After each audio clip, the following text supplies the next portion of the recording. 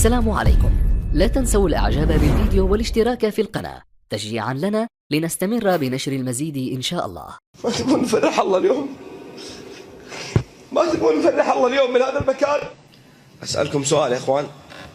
الحين لو رجعنا البيت كلنا وجيت عند أمك قلت يمه أبشر تبت، أسألكم بالله كيف فرح؟ بالله كيف ابتسامتها وكيف دموعها؟ كيف ضمها لك وكيف تقبيلها لراسك؟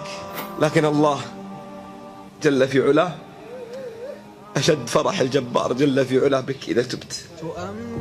والله إن الله عز وجل أشد فرح بك. تكفى. ألم يأن للذين آمنوا أن تخشع قلوبهم لذكر الله. ألم يأن للذين آمنوا أن تخشع قلوبهم لذكر الله.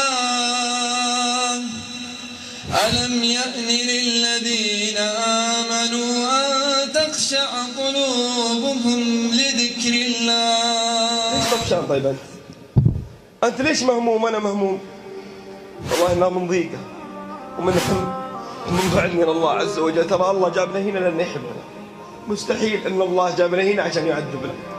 إنما أشكو بثي وحزني إلى الله وأعلم من الله ما لا تعلمون. ما تبون نفرح الله اليوم؟ ما تبون نفرح الله اليوم من هذا المكان؟ تكون أول انطلاقة لنا في هذه الحياة. تكفون يا شباب، والله ما حطينا الملتقيات هذه ولا الأماكن هذه ولا أعلنا أرقامنا إلا بنفس الجبارة. أطلبكم طلب إن نفرح ربي اليوم. تكفون يا أسود نفرح الله، نبغى نقبل على ربي. تكفون، حطوا ايديكم في ايدينا. يلا يا أسود ما نفرح الجبار جل وقال إني ذاهب إلى ربي سيهدين. وقال إني ذاهب إلى ربي سيهدين. وقال إني ذاهب إلى